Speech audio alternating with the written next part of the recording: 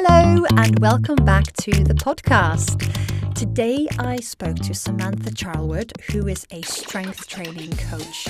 She is passionate about helping people get stronger, even after coming back from something like chronic pain.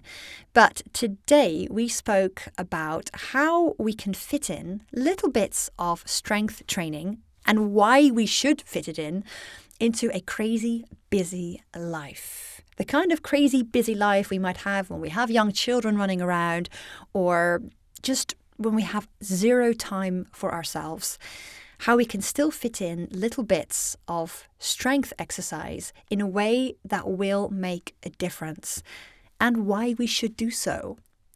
I could literally speak to Samantha all day long.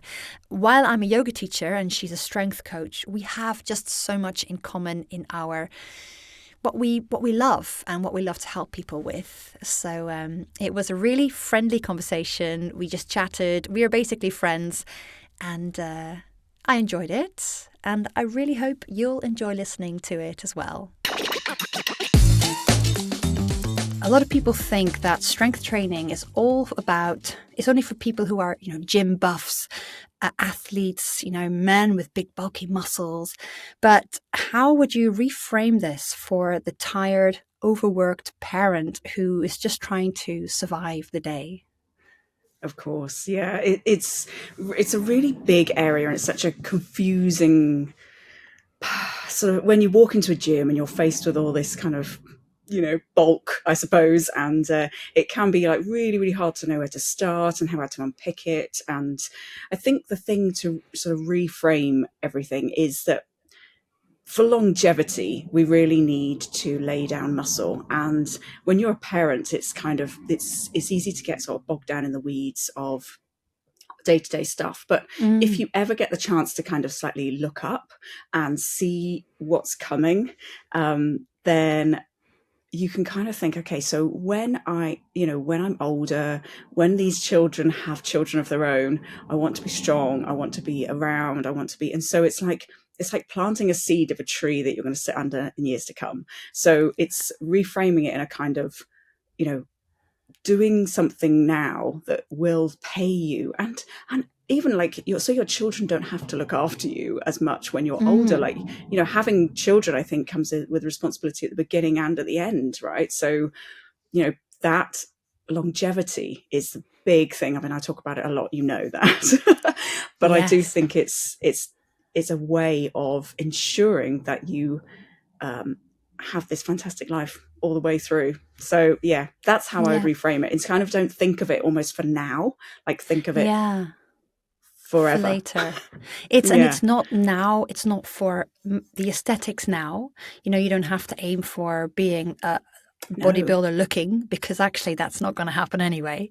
But it's that long-term perspective, actually. Even if you feel like now you're managing, okay, like, I can do the stuff, I don't need to lift any weights. But when you're 70 and you've got grandchildren, lifting weights today will make you such a fitter grandparent. Isn't that right? Absolutely. And I think I think it's one of those things that only really happens when you have children, because you don't sort of think about your life going forwards until you have something that you're like, wow, I now need to, be around for this thing that I've created for quite a long time, and to be, to be able to be present for them and to be strong in every aspect, because that's the other thing with strength training, is that it brings along so many other benefits and so many cognitive benefits and all those sorts of things. So it is huge, massive. Yeah. But I'm sure we'll get into that. Yeah, let's get into that. So can you say cool. some of the wider physiological and other types of benefits? Of course. So we just got to touch on it in what we were just talking about. So there's this thing called sarcopenia. So sarcopenia is, as you age, your muscles, they don't necessarily get worse, but it becomes harder to lay muscle tissue down. And it is the whole use it or lose it type thing. So if you continue to use the muscles, they don't fade away. But if you aren't using them, they will stop being as big, and there will be a degeneration of it. And also, as we go through our life, it becomes harder to lay that tissue down. Yeah. So arguably, the more you can do kind of early doors and stay active, then that's amazing for things like osteoporosis and things like, that's the other thing. So bone density and having that weight going through tissues, that loading of tissues. So not just thinking about even just muscle, but also, what we talk about, connective tissue, so ligaments, tendons, and then we talk about bones, and the density of those bones where the load is going through them intensifies. So there's jumping as well, but we'll cover that another time. Yeah. So you're saying, yes. so the load, basically, it's the using of our body puts extra stress on all these tissues, and that is a positive thing. Absolutely. It's good stress. We want that. It's almost like a sort of a test. So the body, you do the exercise, and then the body kind of goes, oh, cool. Okay. So we need to be prepared for the next time this happens. So actually at the end of your exercise, you're in a worse position, which I don't want to tell you that, but when you finish a strength training session, you're actually worse than when you started. But how next time, how so you're just worse? because the muscle breaks down because it's being used. Okay. So it's kind of like, okay, that's it. That's why it's worse. It's kind of like the tissue is not as good, but it does that because it's kind of like, okay, so the next time we need to come back stronger. We need to lay more tissue down so that when we do this again, and which is why we need to do it regularly, and we need to do it, little and often, and all that sorts of things. So it's building that muscle ready for the next time that you use it. Yeah. A lot of people may be listening who are late 30s, 40s, who have a crazy lifestyle. They've got young children or teenage children and work and everything. And they might say, well, I'm active. I move kind of fairly a lot, and I pick up my children now and then, or I pick up a suitcase, or I do some gardening, kind of the lifestyle stuff. Yeah. Will that be enough for them? Or what's the difference between doing that long term and adding in some extra weights, which potentially for them might seem like almost more than they need to do? Yeah. So it's a sort of yes and no, I suppose. There's a kind of functionality to lifting, suitcases, heavy pots in the garden, as you say, children, and that is a really, really good thing to do. There is some research, which I'm struggling to call to mind now, but around the fact that when we train in a gym or in a more specific and targeted way, there is a slight difference in the way that the body kind of puts the muscle down, and I'm struggling now to pull that to mind, but it's something to do with almost like a sort of structured exercise, as opposed to, because people who have manual jobs, for example, and then there is a difference between how your brain deals with that versus how it deals with going to a gym and actually working out as such. So there is something in that, but also, again, thinking about readiness. So part of what I do is about around pain stuff as well. And actually what going to the gym can do is to create a really, really good undercurrent of ability and what we call self-efficacy. So this self-belief that you can. So you never really get to the age there where you kind of go, oh, actually, perhaps I won't pick up that really heavy plant because I'm not sure whether I can. So it's almost like by doing the background work, you will always do those things, as opposed to, you do it now, but will you do it when you're 50? And so, yes, it's enough, I suppose, to be kind of active but keeping that. What happens when your children grow up and you don't pick them up anymore? This is sometimes what happens. So, yes, at your children's age or whatever, they are, you're constantly picking them up, and then they get to 6 or 7 and you're no longer picking them up. So what do you pick up that weighs 20 kilos now? And the beautiful thing about children is that they are a progressive overload thing. Yes. So you literally, when they're born, they just get bigger and bigger and bigger. And so every day you just pick them up and they're a little bit bigger and you're a bit stronger because you've picked them up. It's like the perfect ever changing weightlifting. Yes, true.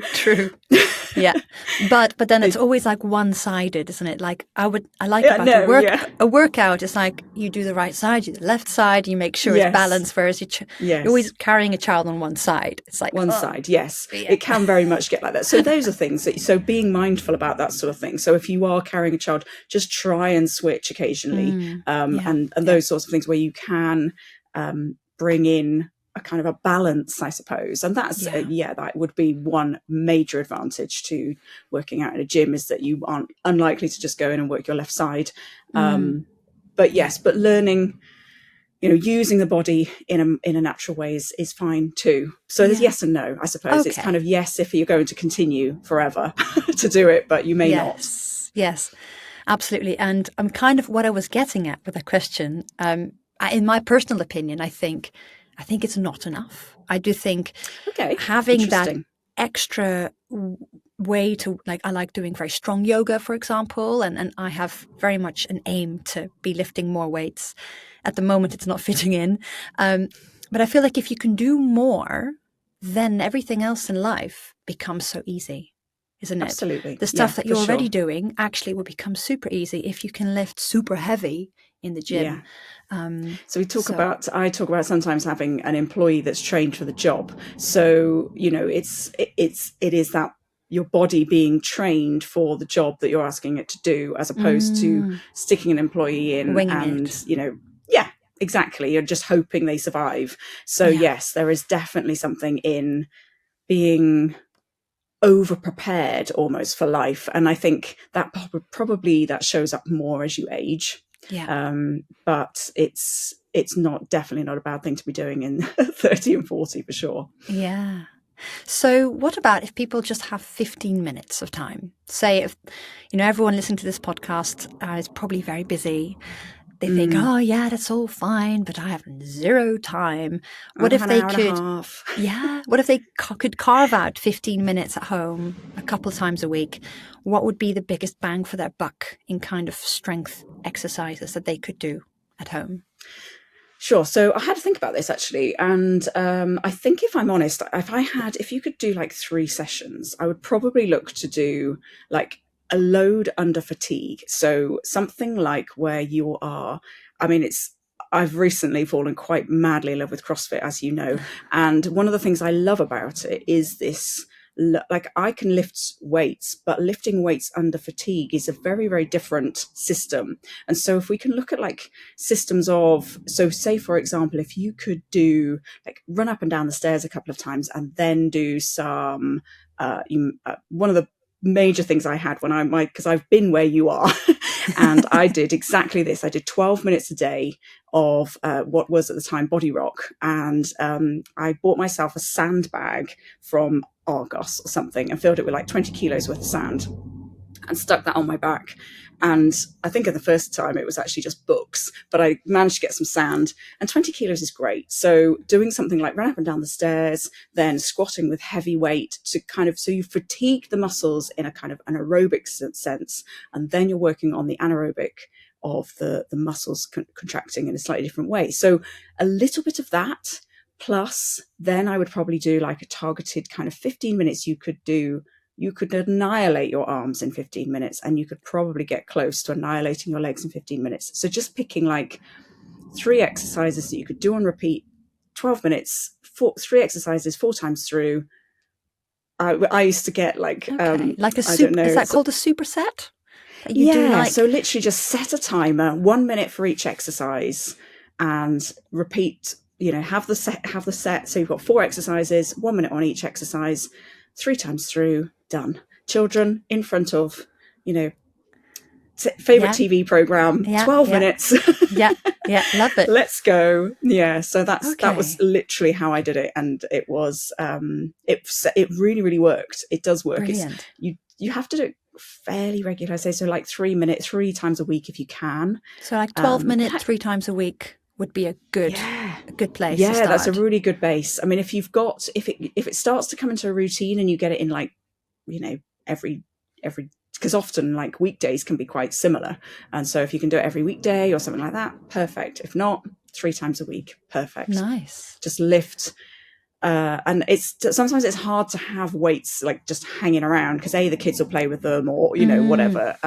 So having something like a sandbag where you've probably got sand in the sandpit that you could just distribute slightly differently, buy an extra bag of sand, is quite a good idea.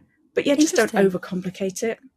Yeah, so like 3 easy exercises, like you have squats and then you have like a lunge and something else for the legs, like 3 things, and then you rotate them 1 minute each. Absolutely. So it's like a deadlift or something, but do it. And the way to get, if like 20 kilos feels a bit easy, maybe because our legs are really strong, you could do it really slowly. So like slow on these on the lowering phase. So when you're squatting down really slowly, maybe pause at the bottom, maybe pulse. So fast is not always better. That's interesting. No, okay. No, I would go slow, always slow. Slower is always harder, isn't it? I think, particularly with strength exercises. And so, so something like that. And then arms, you could either do, if you don't have small weights, you could do something like a push-up from the wall if you're not at floor push-ups, or from a chair, or on bent knees. You could do tricep dips off, you don't need anything maybe for that.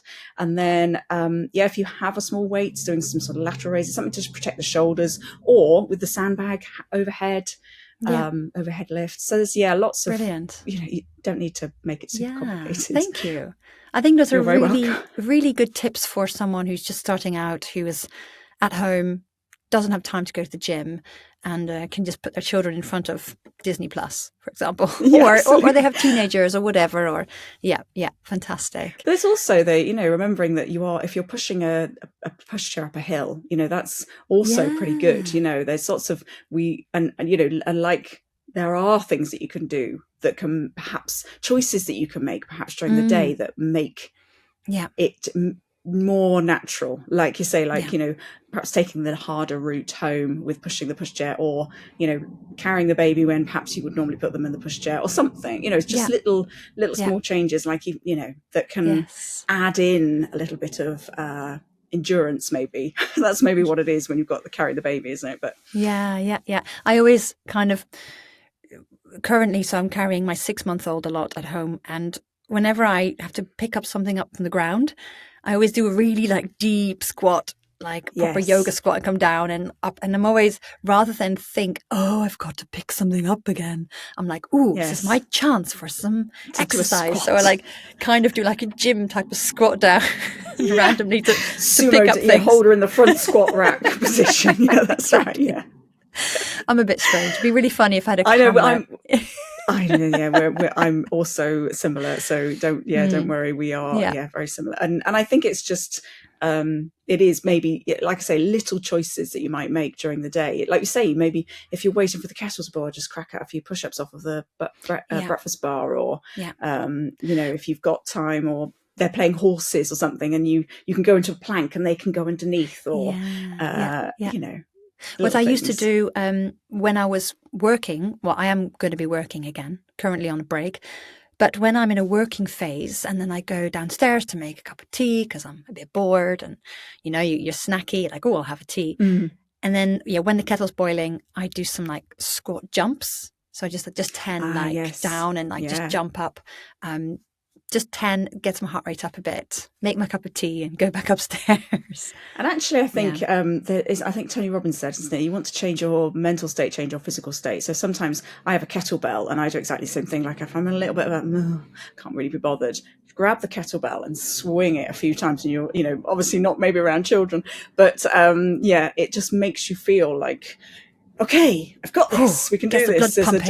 You're like, okay, right, let's go. Wonderful. So it just changes your mental state as much as it just your physical state. So absolutely, I'd love for people to realize that maybe have never lifted up a weight, or never thought that was something for them, because weightlifting is for the big, bulky, muscly people. It's not for me. Not. Actually, no. If there's one thing I'd love people to take away from this, it's for everyone, and especially people who don't lift weights. It's so good.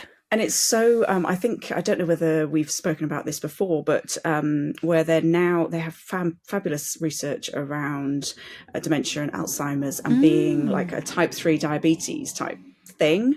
So wait, so rephrase that. So thinking that dementia and Alzheimer is like another type of diabetes.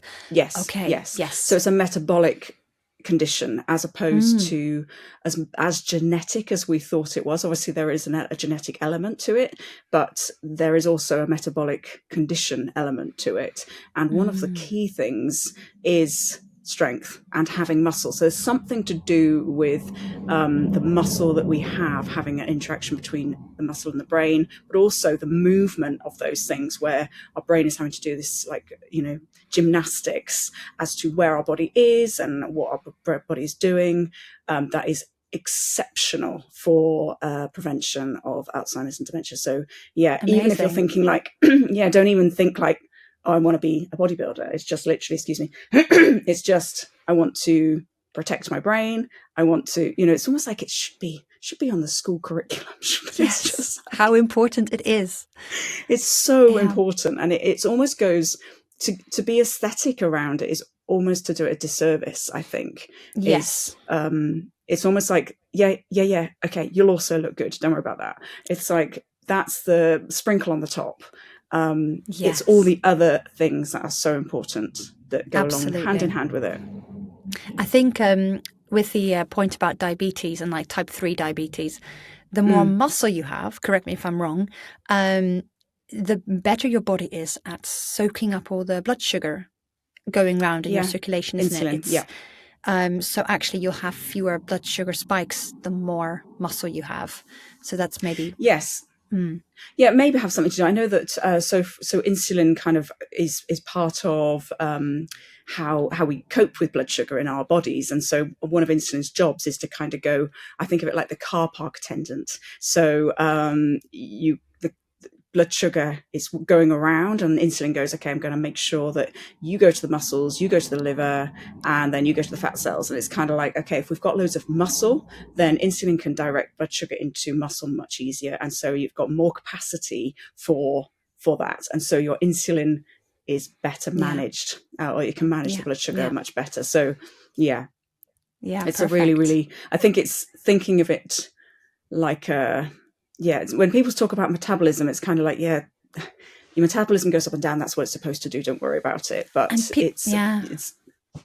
people often think like, oh, some people are just blessed with a quote unquote fast metabolism, and some people have a slow metabolism. And I think that's not correct, is it? No, we have both. We both, and we're supposed to have both, and our body's very good. In fact, some people who perhaps carry too much body fat may have a fast metabolism which isn't working efficiently, and so it can be just unfortunately I wish it was as simple as fast and slow, but it's not. And we also metabolism isn't also to blame for perimenopause, menopause, or weight gain. But that's another topic altogether. That's a big topic.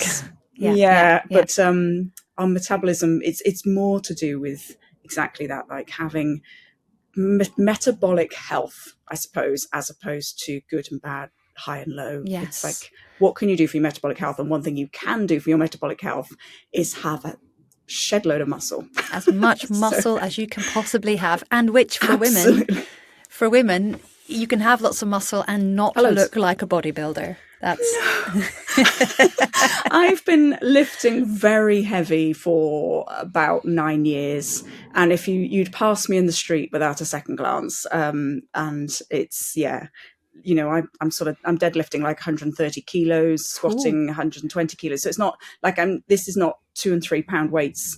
I'm doing a lot of weightlifting, and I can assure you that is not what happens. Unfortunately. Unfortunately, no. As much as I would love for that to be the case, it is very much a case of, it will give you the toned look that people are looking for is incredibly hard to get anyway. So just don't think toned, go full on muscle, and you might get somewhere near toned. Yes, So thinking about you personally, what kind of going all the way back, what first drew you to beginning weight training? Okay, that's a really good question. So I think when I say it, it sounds a little bit twee and a bit cliche, but I think I went through a divorce and I found that you need to be really strong. And I don't mean necessarily strong, but you need to be mentally and emotionally really strong.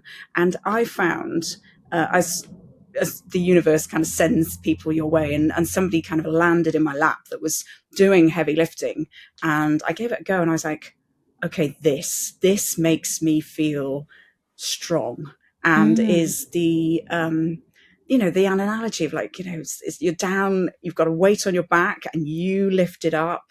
It's very it's a euphoria that comes with that kind of, and you walk out and you're like, I can take over the world, so and so then when you realize actually you can do difficult things, you can do stuff that perhaps you couldn't do before, and lots of that. So it was very much about, for me, feeling strong, and that wasn't necessarily in a physical sense, if I'm honest. And then that just grew arms and legs. I realized I was actually all right at it, and and kind of went from there, really. So that's amazing. The rest, as they say, is history. yeah, mentally and physically strong. Yeah. And did you start with no background, like to start with? Absolutely nothing. No, I was a runner. So I ran for years, and then I sort of slid into. I was doing a bit of rock climbing, actually, bizarrely, again, sort of strangely, and kind of enjoyed. I think somebody took a picture of my back, or like I was on the wall and I had a picture. I was like, ooh, muscle. Oh, I like that. So, yes. And I was like, how can I get more of that? And so, absolutely no introduction at all. And then that was when I started doing a bit of body rock, which was the sort of, because I was single parent, so I couldn't, go to the gym. So that was where the kind of weights, and I literally just made it up. Like I say, I had a bag full of books to start with, and then I bought the sandbag, and then I think I inherited somewhere along the line some weights. At one point I had a barbell behind my sofa. So it's literally, it couldn't be more spit and sawdust. I had them on breeze. It was not aesthetically pleasing at all, but I was just determined. It's so kind of in line with the name of this podcast as well. You were doing it amid the mess, kind of just there was a squat rack in my living room for about 3 months. Yeah, absolutely. Yeah, perfect. But again, you don't have to go, and I couldn't go super heavy because I didn't have anyone around who could have helped me if I did. But you can just lower the weight, you can do the reps, and it doesn't need to look pretty. It doesn't need to be, you don't have to have matching gym wear. That's such a big theme. That's one massive theme I want to get across to people who might have barriers to entry to doing some kind of fitness. They see all these perfect pictures on Instagram, beautiful outfits and like sculpted bodies and gyms, and actually, you said, it doesn't have to look pretty. And no, and actually, I think in some ways it needs to be accessible. And a lot of the work I do is with people, and they'll sort of say, oh, I really like these workouts. I can literally do them in my pants if I want to. It's like exactly that. Like, you don't even just do them in pajamas. You're not going to work up a sweat. That's a great thing about strength training, is you very rarely work up a sweat. And so, you don't even have to really think. It's the sort of thing you could do, just before you're heading out to take the kids to the play group or something. You literally can do it and then just go. You don't have to kind of, and so just that is a really big benefit, actually. If you think about if you did a really sweaty workout, you'd have to shower, put my makeup on again, and change my clothes. Whereas you could just rock out 12 minutes of some squats while maybe your children are having screen time, having a snack. Exactly. Have the so exactly that you can fit it in, and absolutely don't fall down the trap of buying expensive stuff, because A, most people don't really notice it, and B, I feel like, I don't know, it sort of takes something away from it in some ways, doesn't it? I quite like the non-matchingness, and if you're doing it at 6 o'clock in the morning, that's a tip, actually. If you are doing it early, have your stuff laid out the night before, because you'll talk yourself out of it. I've done that a few times. So but just having something easy that you can just slip on and just do it early if you want to do that. That's a good idea. If you are a complete psychopath like I was. Well, this is in my plans. So at the moment, I am not sleeping enough to be able to get up early because, of course, with a 6-month-old baby. Yes. But my future vision of when both my children are sleeping through properly, I'm telling myself, let's see if it happens, that I'm going to wake up at 6 o'clock and do my half an hour of exercise. But yeah, and it did happen for a few years. It did happen. I will, and then it goes through another iteration. It's funny because I'm now back to where you sort of, because I have to do a school run, and I'm back where you were. So my daughter's just about to learn to drive, so I'm the other end of it, and I'm like, oh my god, when she learns to drive, I'll be able to do a 7 o'clock class. I'm like, oh my god. So yeah, so it works for a short period of time, and then it sort of doesn't work, and then it works again, and then I think it's about being really flexible with it as well, isn't it? It's about just accepting that you may get it, you may not get it. And that's the great thing about strength training, is that it's really loyal. So like with cardio, sometimes if you don't do it for a couple of weeks, it's kind of like, oh God, this is really hard. Strength hangs around much longer. So you can, be less consistent with it for a short period of time, and it's okay. So remember, that's a great thing to remember. That's really interesting. I like that. So it's loyal. Loyal. Strength is loyal. I like that. Strength is loyal. Yes. So actually, I was going to ask about if someone was trying to choose with a limited amount of time between strength and cardio, which one would you recommend and why? Okay. That's a difficult one, only for the fact. So my bias is towards strength, obviously, but I'm also mindful of some people adore cardio. And so there's an element of balance between maybe finding something that is good for your body, but also there's something that's good for your soul. So sometimes you just want to go for a run, and sometimes you just want to blast a dance in the kitchen for 10 minutes because that's the thing that's going to make you feel better. But in terms of bang for your buck, if you're like, do you know what, right, okay, what's going to give me the most return? Probably in 15 minutes, strength training, quite frankly, because you can get a lot more done.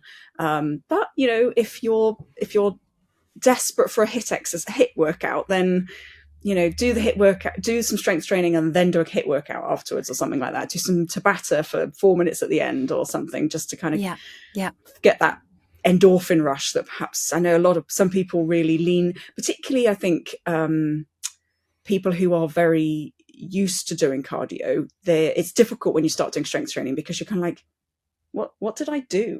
I'm not sweating. I don't have a red face. I can't see any difference. My clothes aren't wet. And I'm supposed to have done something in that time. So it's hard to kind of square away the fact that strength training is a bit like cleaning your teeth, isn't it? It's kind of like it's the compound effect of doing it. Yes. You don't get that instant gratification that you do with cardio. So sometimes you want that little hit, don't you?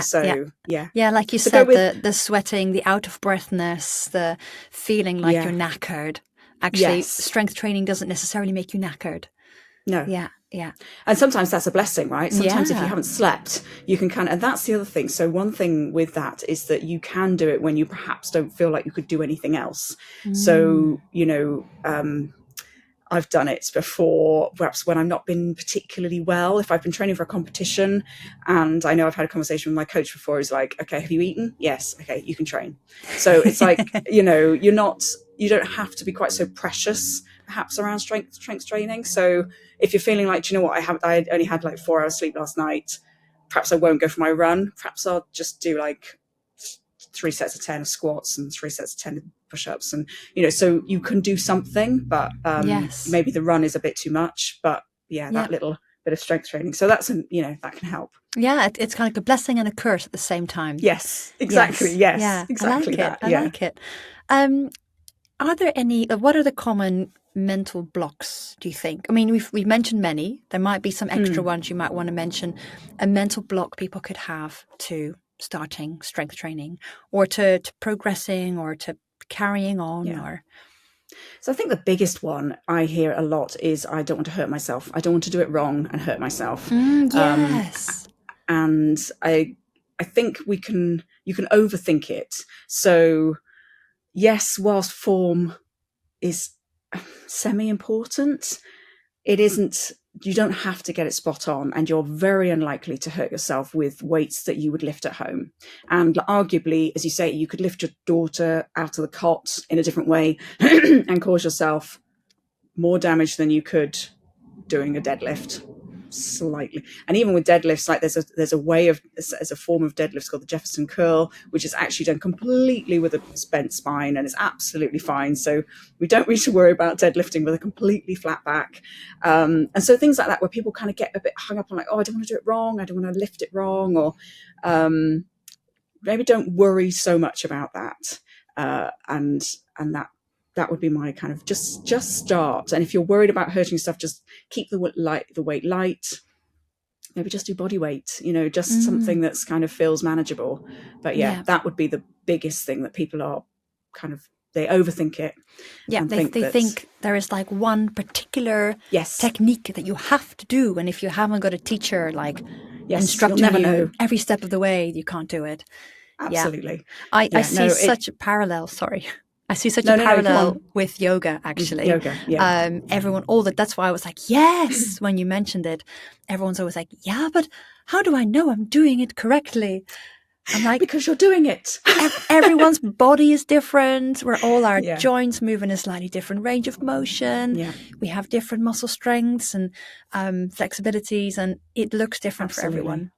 Yeah, it really does. And it's exactly the same for strength. It's exactly the same for that. And so it's just doing it is more important than pretty much anything else, I would say.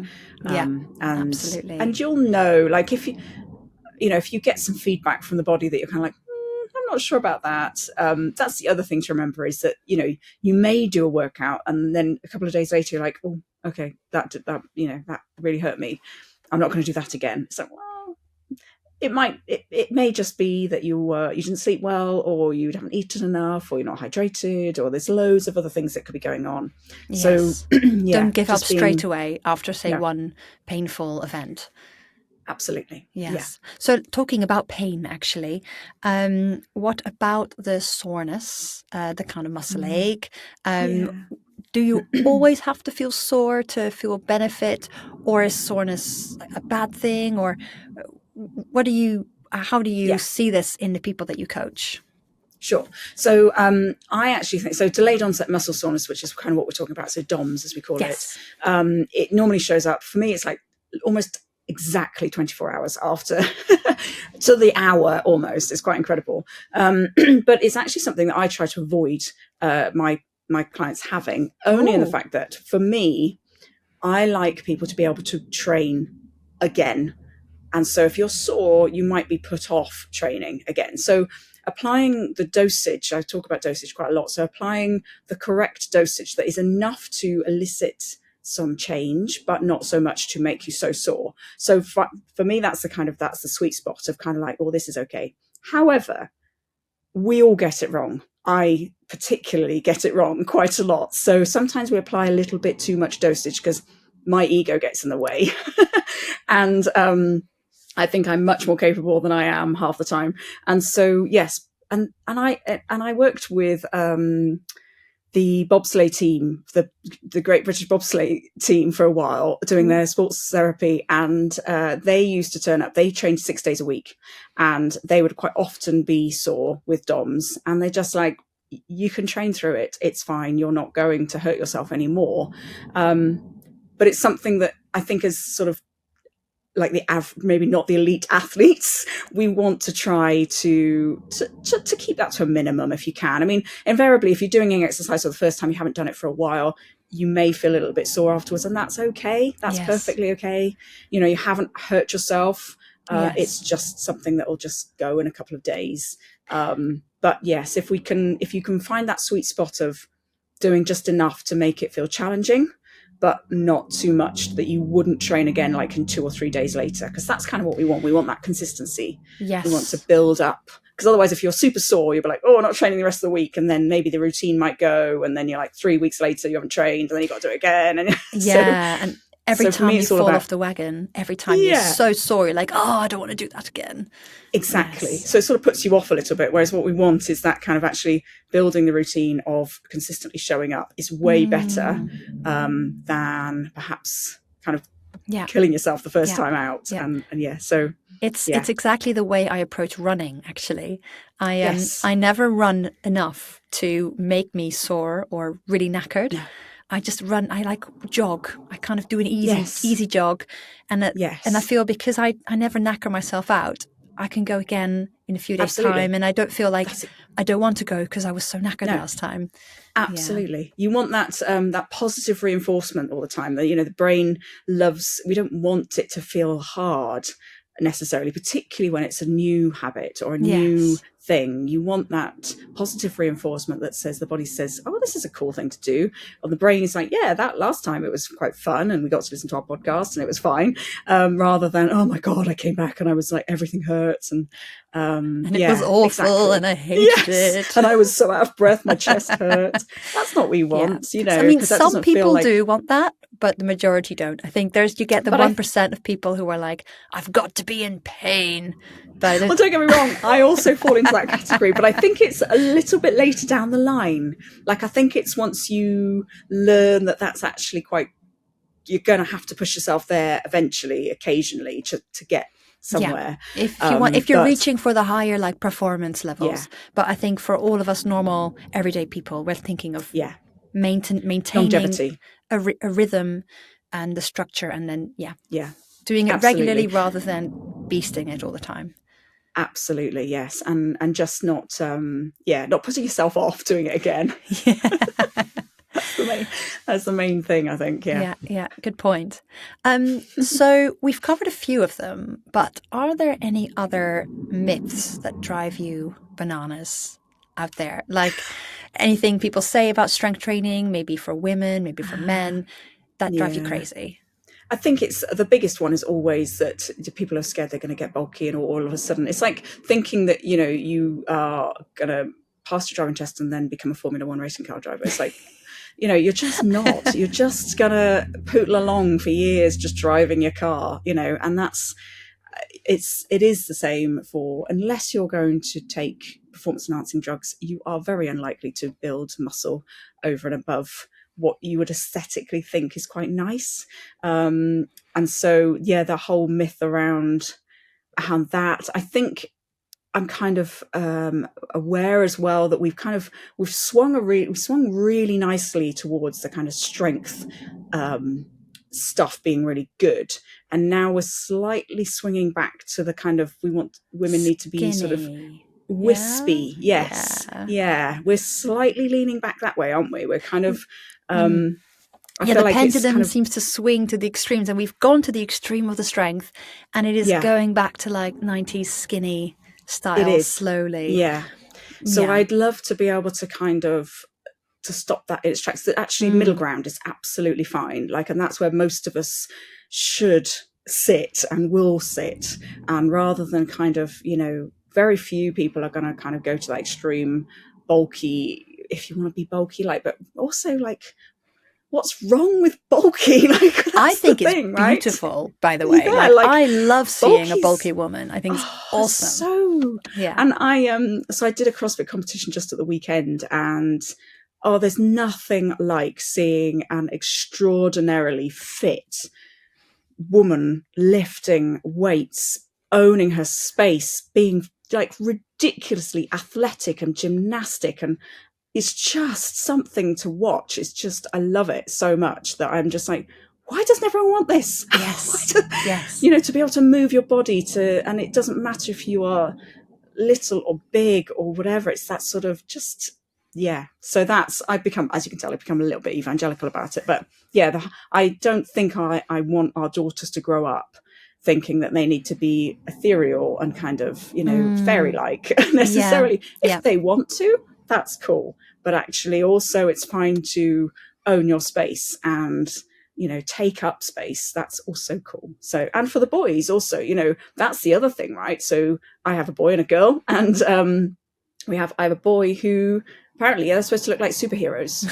So because that's the only thing you can do, you can't just be normal. You can't just kind of wander around. You have to be bulky and strong. And, it's like some men aren't going to be like that. And that's the other thing, like men who work out a lot probably don't look like they do either.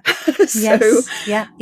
Unless you take it's some kind of enhancers, performance enhancing drugs. Yeah, you are not going to look like or you're the Captain genetic America. elite. Exactly. Yeah. Yeah. So yeah, genetics, and that's so. Yeah. So having that sort of, it's okay to look normal is probably my kind of big bugbear. Absolutely. Like, just aesthetics is lovely, but let's do it for the other stuff as well. Let's think about the health benefits. The aesthetics, like you said, is a sprinkle on top, but we can look normal. We don't have to look like superheroes or like fairies. No, exactly. Yes, that's like right. Yeah. Perfect. I know. Yeah. Oh, wonderful. Absolutely. I have one little pet peeve to share with you as well. I wonder whether you join me in this. A share. Probably. Pictures of women with tiny little 1 or 2 kilogram dumbbells. I'm like, really? You can definitely lift more than that.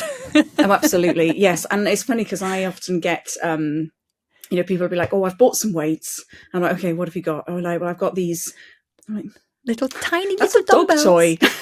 That's a dog toy. That is not a weight. And I promise you lift more than that every single day. When you go shopping, Yeah. Yes. And so this whole, and I get a little bit annoyed because I've got a range of weights, and the low weights are like pink and purple and orange. And then you get into the big weights and they're black and green and blue. Boy colours. So there is a little bit of that, but I think you can kind of just seeing more pictures, as you say, of women lifting heavy weights and just being awesome, which, if we can just fill up, I think the Olympics did a really good job of that, of kind of going, this is what athletic women look like, not just necessarily abs. And, that's how it is. It's kind of, athletic women look in all shapes and sizes. If you're a runner, you're probably going to be really, really lean. But if you're a shot putter, you're not. But also you're a incredible athlete and training really, really hard. Yeah, so, absolutely. A range of things would be good. Yes. As usual. Oh, I could chat with you all day. Definitely. I know, yeah. We do always just go off on one completely, don't we? We do. We do. But I'm conscious of the time. Yes, of course. My baby's waiting for me, probably of hungry. Of course, yes. But yes. I wanted to ask you just a few closing questions, just a funny one, so that the listeners can realise you're just a human being like all of us. Oh, God, yeah. What is your guilty pleasure? Oh, my guilty pleasure. Oh, gosh, so what do I love? Well, I do love chocolate, which is obviously a big guilty pleasure, but I think, again, balance and everything. So I also love a bowl of cereal at night. There's something, I always think cereal is wasted in the morning. We don't know, none of us have cereal in the morning in our house. We have cereal at night. Yeah. So probably a bowl of fruit and fibre. At night, like a bedtime snack. Like a snack, yeah, that's right. I have these bowls that are sort of, so that is my massive Achilles heel. I love a bowl of cereal at night. Oh, I love that. But yes, perfect. So don't waste your cereal in the morning. Have it at night. Yeah, have some protein in the morning and have your cereal at night. Yes, absolutely. Yeah, after your strength training. Yes. Oh, wonderful. That's a really, really good answer. And now, just finally, you can just tell the listeners how can they find out more about you, and what could you help our listeners with if they wanted a bit of help with strength training? Absolutely. So, you can find me on Instagram, Samantha Charlwood, and my kind of zone of genius, I suppose, is to help people, particularly women, coming back from injury or chronic pain, coming back to full strength and beyond that. So like this audacious strength, which I like to talk about. So this, leveling up and coming back to that. And I do one-to-one coaching and group coaching. So find me, look me up, and if I can help, I definitely will. Perfect. And do you do any online programs? Yes. So group online and online coaching. So one-to-one, in person. depends on geography, really. So if you're close, then we do in person, and if not, it's very, very possible to do it online. I do a lot online, so yeah, it's no problem at all to be anywhere in the world these days. It's magical, isn't it? I love it. I love how online so just good. opens up everything. It's perfect. So I'll put all your absolutely. links and details in the show Brilliant. notes so Thank our you. listeners can find you. So I think that's it. Thank you so much for a fascinating and entertaining conversation. And Thank you for having me. Yeah, you're so welcome. Thank you. Have a lovely rest of your day. So that was my chat with Samantha. As I said in the conversation, I could chat with her all day long, but I had to keep it a little bit wrapped up because my little baby Daisy is probably screaming her head off, needing to be fed. My poor husband, Michael, is currently holding her. So I had to stop the conversation, but I just love chatting with her. Everything she said, I agree with. And I want to really emphasize to all of you listening, if strength training is not something that you've considered, maybe you just don't identify with the image of a strength training person, with a muscly woman or man, you don't have a gym membership, you have no intention of getting one or time to get one, I just want to emphasize that doing the little things at home that Samantha recommends makes such a difference. So that's it. I personally have one 10-kilogram kettlebell just perched on the side in the kitchen, and that's what I do now and then. Just yesterday, Ashley, our 3.5-year-old, was watching a film, a Disney Plus film, and I just thought, you know what, I'm just going to do some squats. And I did 3 or 4 sets of 10 squats, just like how Samantha recommends it. I was just in my loungewear, nothing special, but that's how you can do it. And I'm sure that was beneficial. It certainly made me feel a bit better, made me feel a little bit less lazy on a Sunday. So I hope that might inspire you as well. But now I'm going to love you and leave you. I'm just going to stop blabbering on, and hopefully you have a lovely rest of your day, and you can hear from me again next week. Take care.